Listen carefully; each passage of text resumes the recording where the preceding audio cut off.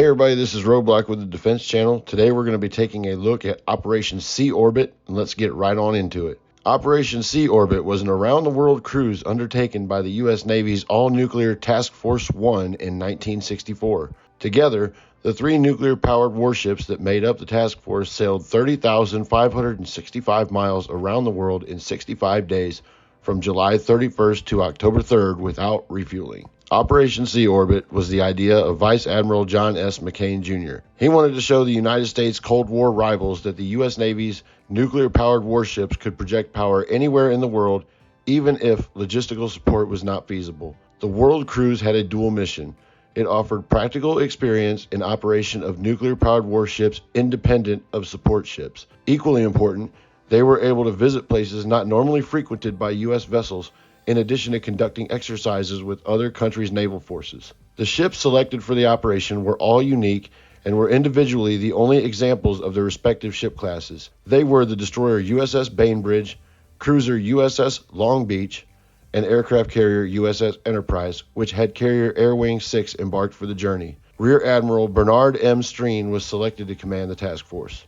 USS Long Beach and USS Bainbridge departed Norfolk, Virginia at the end of April 1964 to escort the aircraft carrier USS Franklin D. Roosevelt across the Atlantic. Upon arriving at the rendezvous point, the two smaller warships joined up with the USS Enterprise on May 13th and then began undertaking a series of exercises to test the efficiency of the all-nuclear formation working together. On July 31st, the task force departed the Mediterranean from Gibraltar on their journey around the world. Prior to setting out on the mission, all three ships took aboard maximum provisions to ensure there would be no need for an underway replenishment along the way. The three ships set sail down the western coast of Africa, stopping along the way at Rabat, Dakar, Freetown, Monrovia, and Abidjan before they crossed the equator and reached the Cape of Good Hope, where they conducted naval exercises with South Africa. Following the exercises with the South African Navy, the task force sailed north past Madagascar via the Mozambique Channel and sailed up the east coast of Africa,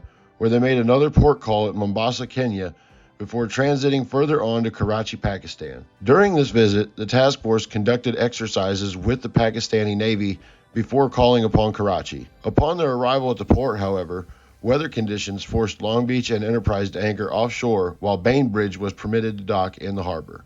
Following this visit, the task force formed up and sailed west along the coast of India before turning towards Australia. They met up with a Royal Navy carrier task force led by HMS Victorious and conducted joint exercises south of Indonesia. Upon arriving in Australia, the three ships split up, with Bainbridge calling at Fremantle, Long Beach calling at Melbourne, and Enterprise calling at Sydney. Following this, all three ships reformed and sailed for New Zealand, where Bainbridge and Long Beach then additionally called at Wellington.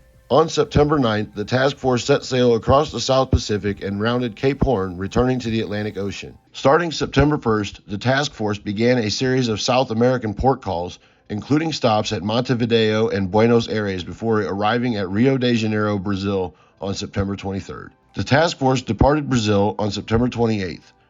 On the 30th, USS Bainbridge was detached to sail on to Charleston, South Carolina, while Long Beach and Enterprise returned to Norfolk, Virginia, with all three ships arriving back in port on October 3, 1964. Task Force 1 had sailed around the world and demonstrated the U.S. Navy's versatility with their nuclear-powered warships, demonstrating the capabilities to operate both with each other and in sync with other navies from around the world. Task Force Commander Rear Admiral Bernard M. Streen stated in his report that Task Force 1, during the operation, could have been diverted to any other maritime area of the world without logistical considerations and could have been ready for immediate operations upon arrival. Admiral Streen also said that the operation demonstrated conclusively the special global mobility and self-sufficiency of nuclear-powered surface ships. The U.S. Navy continued to operate nuclear-powered surface warships up until the 1990s, when their operating and maintenance costs were deemed to be too expensive compared to the newer, conventionally powered destroyers and cruisers such as the Ticonderoga and Arleigh Burke classes. Today, only the U.S. Navy's submarines and aircraft carriers utilize nuclear propulsion.